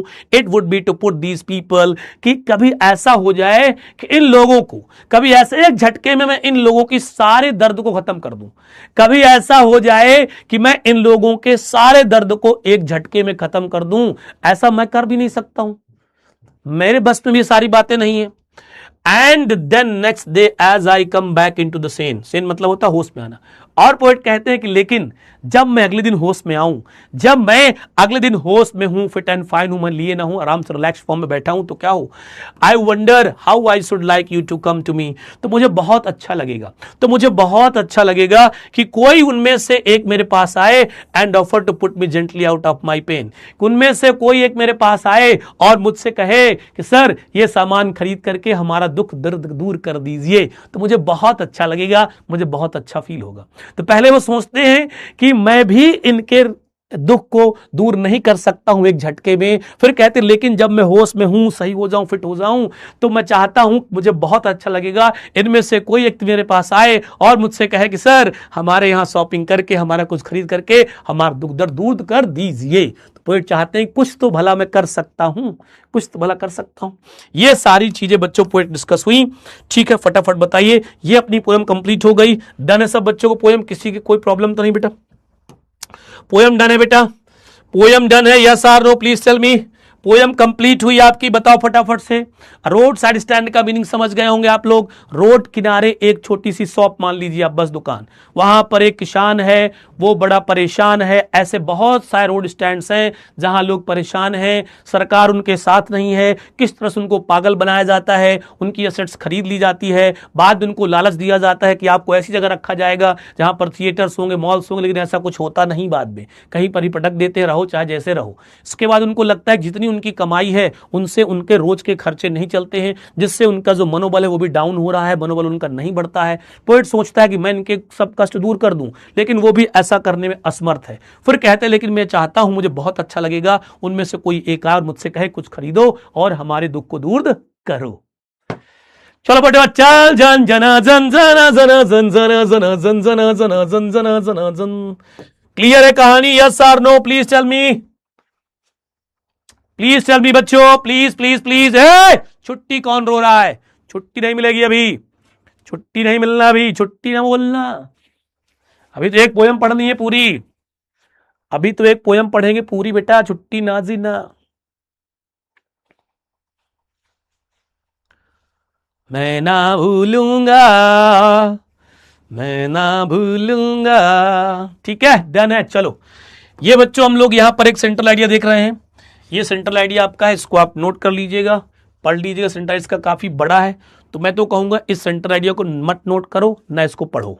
ठीक है, इस सेंट्रल आइडिया को मत नोट करो, मत पढ़ो, कोई दिक्कत नहीं, बड़ा है, कोई समस्या नहीं होगी। मैंने जो बोल दिया सो बोल दिया। ठीक है, आगे आ जाएंगे बच्चों। यहां पर एक्सट्रैक्ट बेस्ड क्वेश्चन आपके सामने आते हैं। इस तरह का एक पैसेज आपको दिया होगा, इस पैसेज से रिलेटेड यहां पर 3 क्वेश्चन दिए होंगे, 3 क्वेश्चन दिए होंगे। कितने क्वेश्चन बच्चों? 3 क्वेश्चन दिए होंगे, इनमें से आपको आंसर करना होगा। ठीक है, जैसे यहां पर पहला क्वेश्चन दिया है, देखिए बच्चों क्या दिया है। कहता है कि why had a new set been put up by the occupants of the little old house. एक जो छोटा सा घर था, उस घर के मालिक ने उसके आगे एक नया सेट क्यों बनाया? इसका आंसर आपको करना था। आंसर इज वेरी इजी बच्चों, यहां देख लीजिएगा। The occupants of little old house, जो उस छोटे घर का मालिक था, had put up the new set to extend their area. उसने अपने एरिया को बढ़ाने के लिए वो सेट डाला था। And made a road side stand, और उसने उसको रोड साइड स्टैंड बना दिया था। नेक्स्ट क्वेश्चन बच्चों यहां पर है, why does the poet refer to the road side stand as pathetic. जो हमारे पोएट हैं वो रोड साइड स्टैंड को पैथेटिक क्यों बोलते हैं, करुणामयी क्यों बोलते हैं, क्यों उसको बोलते हैं कि इसकी स्थिति बहुत ज्यादा मिजरेबल है। The poet refers to the road side stand, वो रोड साइड स्टैंड को रिफर्स करते हैं एज पैथेटिक, क्योंकि it is not comfortable and attractive, क्योंकि वो दुकान न तो कंफर्टेबल थी और न ही बहुत ज्यादा बच्चों क्या थी, अट्रैक्टिव थी। ठीक है, नेक्स्ट क्वेश्चन को बच्चों मूव ऑन करते हैं। What is the purpose of the set. Set का पर्पज क्या था, सेट का उद्देश्य क्या था, वो सेट क्यों बनाया गया था। आंसर बच्चों यहां पर हम लोग देखते हैं, the purpose of the set, purpose जो था सेट का, इज मींस है, दैट मींस की द पैसेंजर्स, जो यात्री थे, वुड स्टॉप, वो रुके, and buy something from them, और उनसे कुछ खरीदे, और इवन स्टॉप, या रुके, and rest in the beautiful mountain scape, और वो थोड़ा सा जो पीछे माउंटेन स्केप था, जो वहां पर ग्रीनरी थी, जो सीन थे, उसको देखें, जिसके बहाने से वो दुकान से वहां कुछ खरीदेंगे। ये उसका बच्चों क्या था, पर्पज था। ठीक है बेटा, क्लियर है कहानी? आ जाओ नेक्स्ट पोएम की ओर चलते हैं बच्चों। Aunt Jennifer tigers, aunt Jennifer tigers, aunt means चाची, aunty, Jennifer's means Jennifer, tigers means क्या होगा बच्चों? यस, बाघ। पोएट का नेम देखिए यहां पर, पोएटेस का एड्रीना रिच। क्या नेम बच्चों? एड्रीना रिच। ठीक है, चलिए आगे चलते हैं, इनके नेम की बात करते हैं बच्चों। इनका नेम था एड्रीना रिच, स्पेलिंग ध्यान से देखिएगा, ADRI, इसके ठीक बाद ENNE है। ओके, बर्थ की बच्चों अगर बात करते हैं इनकी, तो इनका बर्थ हुआ था May 16, 1929 को। ठीक है बच्चों, अगर इनके डेथ की बात करते हैं बच्चों, तो ये मरी थी March 27, 2012 में। ठीक है, इसके बाद एक famous point, she was an American poetess. ये एक बहुत ही फेमस कौन थी बच्चों? अमेरिकन पोएटेस थी। इनकी हेयर स्टाइल देख सकते हैं, बिल्कुल बॉय कट है, तो आप भी चाहे तो बॉय कट करा सकती हैं। ठीक है, चलिए अगर फेमस होना है तो बॉय कट कराना पड़ेगा ऐसा कोई जरूरी नहीं है। चलिए भाई, इसके बाद अबाउट द पोएट की बात करते हैं। ये तो हो गया बेटा, अबाउट द पोएट की कहां बात करेंगे हम लोग, अबाउट द पोएम की बात करेंगे भाई। इसकी बात करेंगे बच्चों, अबाउट द पोयम। कहता है the poem on Jennifer tigers address the constraints of married life a woman experiences. इस पर बच्चों जो हमारी पोइटेस हैं एडिना रिच, वो बताती हैं किस तरह से जब एक गर्ल की शादी हो जाती है और महिला बन जाती है, उसकी कितनी जीवन में बाध्यताएं होती हैं, कैसे कैसे लोग उनको परेशान करते हैं, प्रताड़ित करते हैं, उन सारी चीजों के बारे में वो बताती हैं यहाँ पर। ठीक है, चलिए विदाउट एनी डिले स्टार्ट करेंगे पोयम। तो पहला स्टैंजा है, बुक खोल लीजिए फटाफट से। फर्स्ट स्टैंजा अपने सामने आ चुका है। पहला स्टैंजा गुरुजी, यस बच्चों, first stanza, here is first stanza. आम देखें जरा किसमें कितना है दम, aunt Jennifer tigers prance across a screen. Okay sir ji. Bright topaz denizens of a world of green, they do not fear the men beneath the tree, okay, they pace in sleek chivalric certainly। अब बच्चों poem start करने से पहले अपने mind में एक चीज imagine करनी, क्या, जो हमारी यहां पर कौन है, आंट जेनिफर है। कौन बच्चों, आंट जेनिफर। पोएटेस कहती हैं कि जो आंट जेनिफर है वो एक क्या बना रही है, एम्ब्रॉयडरी बना रही है। एक पर्दा है, उस पर्दे में वो कढ़ाई कर रही है, उस पर्दे में कढ़ाई कर रही है। अब पोएम स्टार्ट होगी। पहले आप इमेजिन कर लीजिए कि एक आंटी हैं जिनका नेम है जेनिफर, बैठी हैं बढ़िया आराम से चेयर में, और वो नीडल से क्या कर रही है, बुनाई कर रही है, और स्वेटर पर एक क्या आप स्वेटर बुन रहे हैं, उस पर क्या बना, पिक्चर चित्र बना रही है। किसका, आगे देखते हैं किसका चित्र बना रही है, बुनाई कर रही है सभी। आंट जेनिफर टाइगर्स, उस पिक्चर में आंट ने क्या बनाया है, बाघ बनाए, टाइगर्स। जो बुनाई कर रहे हैं, बुनाई करते करते उन्होंने क्या बनाया, टाइगर्स। तो वही कहते हैं poetess, aunt Jennifer's tigers, aunt Jennifer के बनाए हुए बाघ, आंट जेनिफर के बनाए हुए बाघ। प्रैंस, प्रैंस मींस होता है जंप ओवर, उछल कूद करना, उछल कूद कर रहे हैं कहां, अक्रॉस स्क्रीन, एक पर्दे पर, कैनवस पर। तो पोएटेस कहती हैं आंट जेनिफर के बनाए गए टाइगर्स, आंट जेनिफर के बनाए गए बाघ एक पर्दे पर उछल कूद करते हुए दिखाई देते हैं, उछल कूद करते हुए दिखाई देते हैं कि स्क्रीन पर, एक कैनवस पर। Bright topaz denizens of word of green. अब ये बता रही हूं टाइगर्स की कैरेक्टरिस्टिक्स बता रही, टाइगर्स के बारे में बता रही। क्या, ब्राइट मींस चमकीला, चमकदार। टोपाज मींस होता है पुखराज, एक ये क्या होता है बच्चों, मेटल होते से डायमंड हो गया, गोल्ड हो गया, सिल्वर हो गया, तो लोग इसे देखो रिंग में पहनते हैं, किसको, पुखराज को। तो वही कहा जा रहा है क्या कहा जा रहा है, ब्राइट टोपाज डेनिजेंस, डेनिजेंस मतलब रेसिडेंस, निवासी, कहां के, ऑफ अ वर्ल्ड ग्रीन मतलब जंगल के। पोएटेस कहती हैं कि जो वो आंट जेनिफर के टाइगर्स हैं, आंट जेनिफर के टाइगर्स बिल्कुल पुखराज की तरह, किसकी तरह, पुखराज की तरह चमकदार हैं, वो बिल्कुल पुखराज की तरह चमकदार हैं, और ये एक हरे भरे जंगल के निवासी हैं, और ये टाइगर्स हरे भरे जंगल के निवासी हैं। दे डू नॉट फियर, वो नहीं डरते हैं, दे डू नॉट फियर, वो नहीं डरते हैं, द मैन, उन व्यक्तियों से, beneath the tree, जो पेड़ के नीचे हैं। ये बता रही हैं पोएटेस कि आंट जेनिफर के द्वारा बनाए गए टाइगर्स क्या है, बोल्ड है, बहुत ज्यादा बोल्ड हैं, वो किसी से डरते नहीं है। और on the other hand aunt Jennifer डरती हैं अपने हस्बैंड से, और उनका जो क्रिएशन है वो नहीं डरता है। ठीक है, दे पेस, पेस मतलब स्पीड, तेज भाग, इन स्लीक सिवरलिक, स्लीक सिवरलिक मींस बच्चों होता है खुशी खुशी, पूरी कॉन्फिडेंस के साथ। कैसे बच्चों, पूरे कॉन्फिडेंस के साथ और पूरे खुशी खुशी साथ, सर्टेनली वही मतलब बात हो गया। ठीक है, तो कहते हैं कि they pace in sleek chivalric certainty, और वो आंट जेनिफर के बनाए गए टाइगर्स पूरे कॉन्फिडेंस के साथ, पूरे विश्वास के साथ बड़ी तेज से इधर उधर घूमते हुए दिखाई देते हैं। उनकी स्पीड बहुत ज्यादा तेज है, बड़े प्राउड मूवमेंट से वो घूमते हुए दिखाई देते हैं। Let's see once again, 3 stanzas की एक छोटी सी पोयम है, इसको एक बार और देख लेते हैं। Aunt Jennifer tigers prance across screen, aunt Jennifer के बनाए गए टाइगर्स आंट जेनिफर की स्क्रीन पर उछल कूद करते हुए दिखाई देते हैं। Bright topaz denizens of world of green, aunt Jennifer के बनाए गए टाइगर्स बिल्कुल पुखराज की तरह चमकदार है, बिल्कुल पीले कलर में चमक रहे हैं, और ये एक हरे भरे जंगल में निवास करते हैं। दे do not fear the man beneath the tree, और ये पेड़ के नीचे खड़े हुए व्यक्तियों से बिल्कुल भी डरते नहीं हैं। They pace in sleek chivalric chivalric certainty, और ये पूरे कॉन्फिडेंस के साथ, पूरे विश्वास के साथ, पूरे प्राउड के साथ उछल कूद करते बड़ी तेजी से चलते हुए दिखाई देते हैं। कहां पर? किसी पर्दे पर। और ये पर्दा कौन बना रहा है? हमारी आंट बना रही, हमारी चाची। यहां पर आप देख सकते हैं इस तरह से ये एक पर्दा है, ठीक है, कपड़े का क्लॉथ है, इस पर उन्होंने एम्ब्रॉयडरी की है, टाइगर्स बना है, और ये व्यक्ति यहां पर पेड़ के नीचे खड़े हुए हैं और ये जंगल में निवास कर रहे हैं। आई होप आप इसको कनेक्ट कर पा रहे होंगे, कनेक्ट कर पा रहे होंगे। यस सर जी, पर्दा देखा ना, घर में पर्दे पड़े होते हैं, उसमें कढ़ाईदार होती, पहले बहुत चलता था, अब तो सब भूल गए हैं, मोबाइल के जमाने का है, कोई कुछ करना नहीं चाहता, सब उसी में बिजी रहते हैं रील चलाने में। पहले घर में कुर्सियां चलती थी, कुर्सियां, निडिल, स्वेटर बुनाई होती थी, महीनों 2-2 महीनों पहले स्वेटर बुन रहे हैं मम्मी लोग, चाची लोग, दादी लोग, सब टाइम पास था नहीं कुछ, यही चलता था। फैन बनाए जाते थे गर्मियों में, बढ़िया से नए नए फैन स्टाइल्स बनते थे, तब टाइम था नहीं, यही चलता था। अब तो टाइम ही कम है लोगों के पास, कुछ करना ही नहीं है, मोबाइल स्क्रॉल करना बस, और कोई काम नहीं।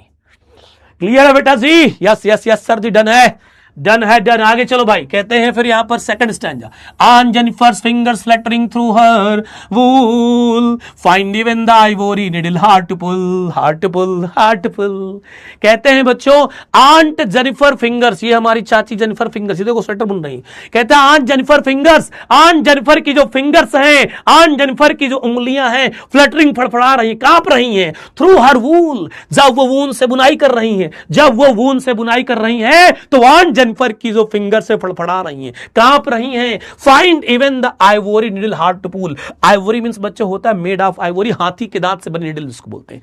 हाथी के दांत से बनी हुई जो निडल है, सलाई इतनी हल्की होती है, फिर भी उस हाथी के दांत से बनी हुई हल्की सलाई को भी निकालने में उनके हाथ कांप रहे हैं, उस सलाई को सही से निकाल नहीं पा रही, इतनी ज्यादा कमजोर हो गई है। कौन? Aunt Jennifer. फिर कहते हैं the massive weight of uncle's wedding band sits heavily upon aunt Jennifer's hand. अब पोएटेस कहती हैं कि the massive weight of uncle's wedding band, uncle's wedding band मतलब आप रिंग मान सकते हैं, क्या मान सकते हैं? रिंग, ठीक है, बाउंडेशन दबाव।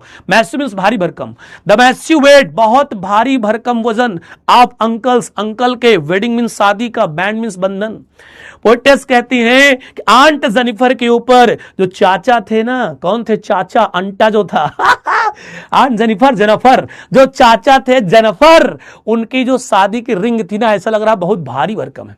मतलब ये बताना चाहती हैं कि शादी होने के बाद इतनी उनके ऊपर रिस्पॉन्सिबिलिटीज आ गई हैं, इतनी उनके ऊपर बाध्यताएं लाद दी गई हैं कि वो बहुत ज्यादा परेशान हो गई हैं। तो वही कहती हैं the massive weight of uncle's wedding band, ऐसा लगता है कि जो अंकल के शादी का भारी भरकम बंधन था, जो भारी भरकम अंगूठी थी, वो इनको बहुत ज्यादा परेशान कर रही है, इनके ऊपर वो बहुत ज्यादा भारी लग रही है। Sits heavily upon aunt Jennifer's hand, और लगता है कि वो भारी भरकम अंगूठी इनके हाथों में बैठ गई, इनको दबाए दे रही है, इनको दबाए दे रही है। ऐसा हो सकता है क्या? नहीं हो सकता बेटा, जेनिफर ऐसा नहीं कर सकता ना, जेनिफर ऐसा नहीं कर सकता। फिर देखिए एक बार, aunt Jennifer fingers fluttering through her wool find even the ivory needle hard to pull. Poetess कहती हैं कि आंट जेनिफर की जो उंगलियां हैं, फिंगर से वो फड़फड़ा रही हैं, कांप रही हैं, और हाथी के दांत से बनी हुई सलाई जो बहुत हल्की होती है, उसको भी निकालने में उनको कठिनाई हो रही है। The massive weight of uncle's wedding band sits heavily upon aunt Jennifer's hand, ऐसा लगता है कि अंकल के शादी का जो बंधन था, उनका जो दबाव था, उनके ऊपर बहुत ज्यादा बैठ गया है, जिसकी वजह से बहुत ज्यादा परेशान है और उनके हाथ सही से काम नहीं कर रहे। इसका मतलब ये है, ठीक है, डन डन डन डन है। यस सर नो बेटा जी, yes sir no, yes yes sir ji, बढ़िया। चलो आगे चलते हैं फिर देखते हैं बच्चों क्या होगा। When aunt is dead, her terrified hands will lie still ringed with ordeals he was mastered by। अब देखो क्या कहते हैं, पोएटेस कहती हैं कि अब जो ये चाची हैं आंट जेनिफर, निपट गई, चली गई, चाचा बाय बाय, हेलो हाय है, सब हो गया इनका। कहते हैं व्हेन आंट इज डेड, जब चाची की डेथ हो जाएगी, जब जेनिफर निपट जाएगी, हर टेरिफाइड हैंड्स विल लाई, तो उसके भारी भरकम डरावने हाथ लटकते रहेंगे, तो उसके जो भारी भरकम डरावने हाथ हैं उस समय भी रहेंगे। स्टिल रिंग्ड विद ऑर्डियल्स, और उनके हाथ में वो अंगूठी जरूर रहेगी, और उनके हाथ में वो रिंग जरूर रहेगी जिस रिंग के द्वारा वाज मास्टर्ड बाई, उन्हें मास्टर्ड बनाया गया, जिस रिंग के द्वारा उन्हें अपने बस में किया गया था। जैसे ही शादी होती है, एंगेजमेंट हुई, रिंग पहना दिया, तो आपने उसको अपने बस में कर लिया। किसको? उसी को, है ना। और हम लोग बस में हो जाते हैं। तो वही याद कहती कहती स्टिल रिंग्ड विद ऑर्डियल्स, और फिर भी वो अंगूठी उनके हाथ में रहेगी जिससे उनको परेशानी थी। सी वाज मास्टर्ड बाई, और उसी अंगूठी के द्वारा अंकल ने उन्हें अपना गुलाम बनाया था। The tigers in the panel that C made, लेकिन वो टाइगर्स जिनको आंट ने पैनल पर बनाया था, स्क्रीन पर बनाया था, पर्दे पर बनाया था, विल गो ऑन प्रांसिंग, वो उस समय भी उछल कूद करते रहेंगे, प्राउड एंड अनफ्रेड, बिना डरे और बड़े गर्व के साथ। तो यहां से ये पता चलता है कि जो व्यक्ति की क्रिएशन होती है वो एवरलास्टिंग होती है। अगर वो कोई रचना करके जाता है तो हमेशा हमेशा बनी रहती है, कभी खराब नहीं होती, कभी उसको लोग भूलते नहीं है। लोगों को लोग भूल जाएंगे लेकिन उसके द्वारा बनाई गई क्रिएशन को लोग भूलते नहीं है। तो यहां पर जो हमारी आंट थी वो बहुत दब्बू थी, डरती थी अपने हस्बैंड से, हस्बैंड इनको बहुत परेशान करता था, बहुत काम करवाता था, इसलिए इनकी ऐसी स्थिति थी। लेकिन वो कहती थी कि ऐसा व्यक्ति को होना नहीं चाहिए, टाइगर्स की तरह होना चाहिए, किसी डरो मत, हमेशा कॉन्फिडेंस के साथ अनअफ्रेड चलते रहो। लेकिन ये कहीं पूरी नहीं हुई। किसकी? आंट जेनिफर निपट के चली गई। पता बेटा, डन है यहां तक कहानी? सेट है कहानी? यस और नो? क्लियर हो गया बेटा?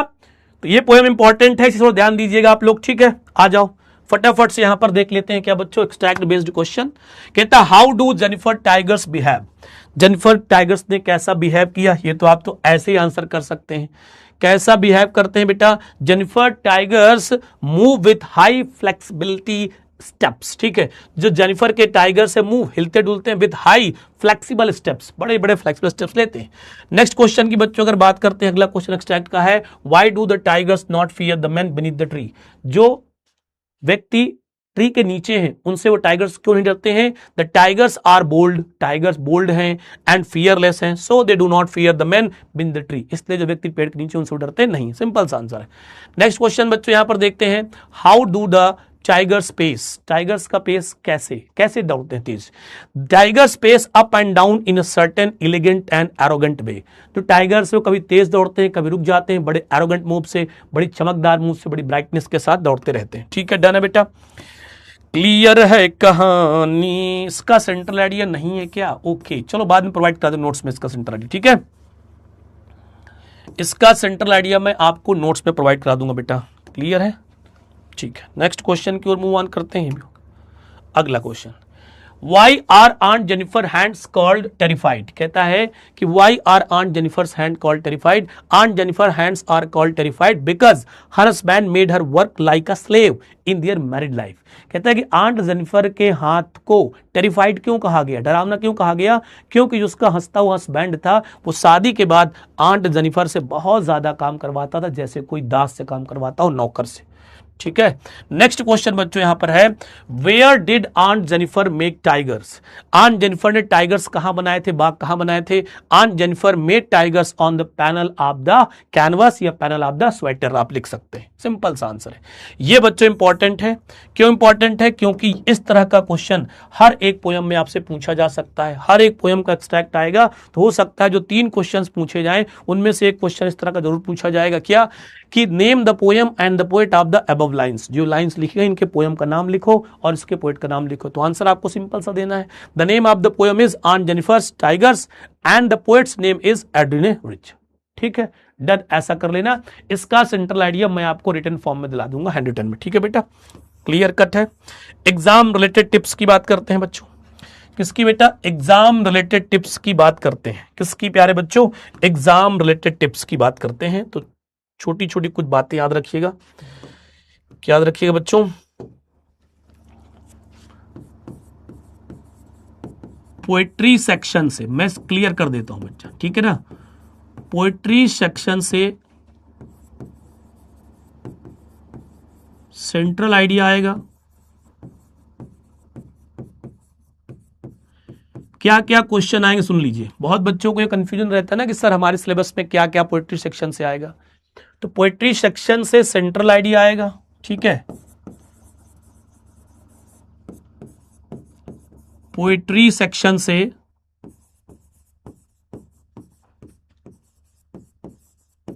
एक्सट्रैक्ट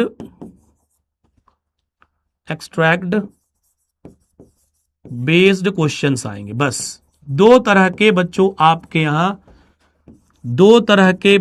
आपके बोर्ड में क्वेश्चन आपसे पूछे जाएंगे। नोट करना हो कहीं नोट कर लेना, बिल्कुल भी कंफ्यूज नहीं होना, मैं फिर बोल रहा हूं।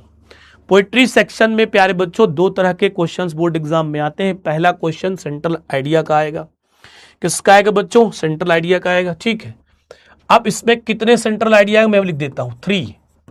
कितने बच्चों? 3 सेंट्रल आइडिया आपसे पूछे जाएंगे। 3 सेंट्रल आइडिया पूछे जाएंगे। करना कितना होगा बच्चों?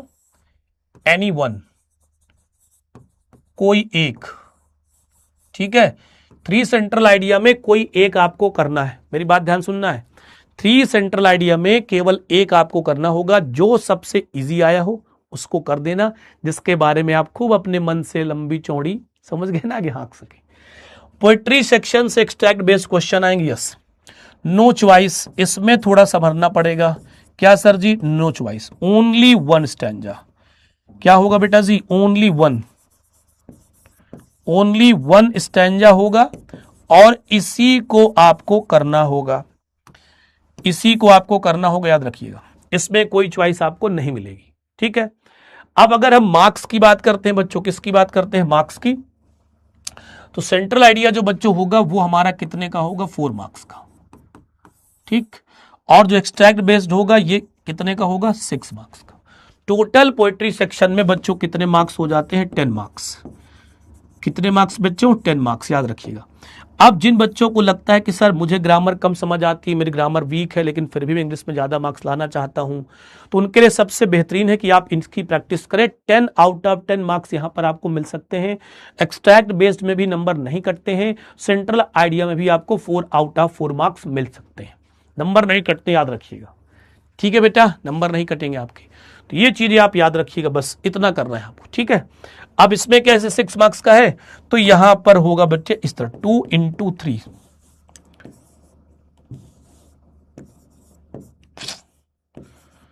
2 into 3, ठीक है। 2 मार्क्स का एक क्वेश्चन होगा और क्वेश्चन अब कितने होंगे? 3। ठीक है, मतलब समझ गए ना, 2 नंबर का एक क्वेश्चन होगा और क्वेश्चन टोटल कितने होंगे बच्चों? 3 क्वेश्चन होंगे। ठीक है, बिल्कुल इजी। तो इस तरह से अभी सेंट्रल आइडिया आपको याद करना है। ठीक है, अब समरी की बच्चों बात करता हूं मैं। किसकी समरी की? तो समरी हमने यहां पर आराम से क्या लिखना है, पूरा चैप्टर हो गया अपना। We have completed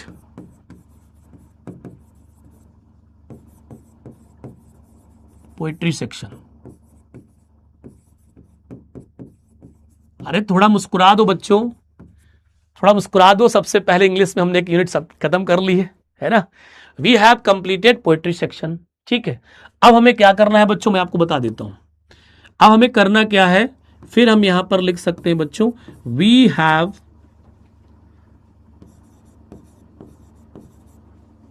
all the poems. हमने सारी पोएम्स पढ़ ली हैं। हमने सारी क्या की बच्चों? पोएम्स पढ़ ली हैं। ठीक है,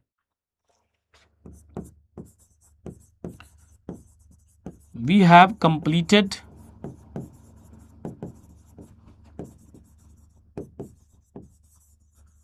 the syllabus of poetry।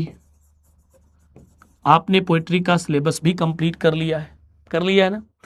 अब एक मेरी बात मान लो, बस क्या, सेंट्रल आइडिया में केवल 3 सेंट्रल आइडिया आपको लर्न करने हैं। ठीक है, ये आपके लिए टिप्स मैं दे रहा हूं। मैं यहां पर टिप्स दे रहा हूं आपको। क्या टिप्स? Bonus tips. सुन लो क्या बच्चों, लर्न ओनली 3 सेंट्रल आइडिया।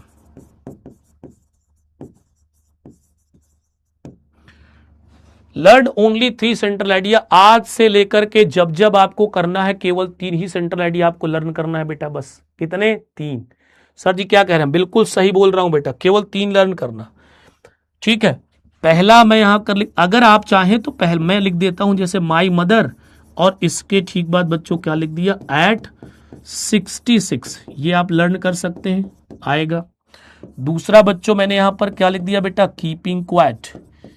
क्या लिख दिया बेटा जी, कीपिंग क्वाइट, ये भी आप लर्न कर लीजिए। और तीसरा मैंने यहां पर लिख दिया बेटा a thing of beauty.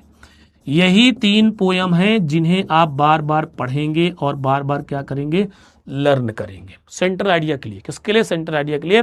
Extract के लिए हम हर एक पोयम के लिए जाएंगे, क्योंकि सर एक्सट्रैक्ट सिंगल आता है, उसमें कोई ऑप्शन नहीं है। अब इसमें से अपने पास ऑप्शन है, 3 आएंगे बेटा, 3 में से एक करने होंगे। मान लो ये तीनों आ गए, तब तो एक आ ही जाएगा। अगर 2 पोएम्स हमारे पास और बचती हैं, अगर वो 2 आएंगी, मैं मानता हूं कि वही 2 आ गई जो आपने नहीं पढ़ा। अ रोड साइड स्टैंड आ गया, ऑन जेनिफर टाइगर्स आ गया, फिर भी एक पोयम ऐसी आएगी जो इनमें से एक होगी। सिंपल सा लॉजिक है, इसलिए इधर उधर भटकना नहीं है। इन 3 सेंटर आइडिया को अच्छे से आपको तैयार करना है। डन है बेटा जी, क्लियर है कहानी, यहां तक सेट है सबको, ठीक है। होमवर्क बच्चों, डू रिवीजन। अब इसका अच्छे से रिवीजन करिए आप लोग, और साथ में जो भी नोट्स आपके नहीं बने हैं, प्लीज प्रिपेयर योर नोट्स। अगर आपका बच्चों बैकलॉग है तो एटलीस्ट पोइट्री सेक्शन को आप छुट्टियों में कंप्लीट कर लीजिए। आपके पास 10 डेज लेफ्ट है, आप क्लास 12th में, आपके पास टाइम की कमी होगी, मुझे पता है। जैसे स्कूल खुलेंगे आप बहुत ज़्यादा बिजी हो जाएंगे। इसके बाद 3rd मंथ एग्जाम, प्रैक्टिकल का प्रेशर आ जाएगा, टाइम जाते देर नहीं लगेगी, तो पढ़ाई में कोई कंजूसी नहीं बरतनी है, ठीक है बच्चों, क्लियर है। हाँ, छुट्टी दे रहा हूं बस। तो थैंक यू सो मच प्यारे बच्चों, इतना ज्यादा क्लास में भौकाल मचाने के लिए और इतनी ज्यादा क्लास में एनर्जी फूंकने के लिए thank you so much, thank you so much, thank you so much. तो सारे स्टूडेंट्स अब पोएट्री सेक्शन को अपना अच्छे से सारे नोट्स बना लीजिए, कंपाइल कर लीजिए, कब किसको पढ़ना है, याद करना है। एक आपका सेक्शन कंप्लीट हो गया है। अब आपका पूरा इसमें है क्या बेटा, मेहनत। अब जितने अच्छे से आप मेहनत करेंगे उतने अच्छे मार्क्स आपके आएंगे। मैंने आपको बता दिया कैसे क्या याद करना है, क्या याद नहीं करना है, ठीक है। तो फिर मिलेंगे न्यू क्लास में, कल मिलना है अभी। तब तक के लिए सब बच्चों से नमस्ते है, नमस्कार है बेटा जी। क्लास कैसी थी कमेंट्स करके जरूर बताना। पोएट्री सेक्शन पूरा कंप्लीट है, मजा आया कि नहीं, आज की क्लास अच्छी थी, सारे कमेंट्स करके बताइएगा, ठीक है बेटा जी। तो फिर मिलेंगे नेक्स्ट क्लास में, तब तक के लिए सब बच्चों से नमस्ते, नमस्कार, tata, bye bye, take care. हमेशा इसी तरह हंसते रहें, मुस्कुराते रहें, खिलखिलाते रहें और अपनी पढ़ाई करते रहें और अपनी लाइफ में आगे बढ़ते रहें। जय हिंद, जय भारत।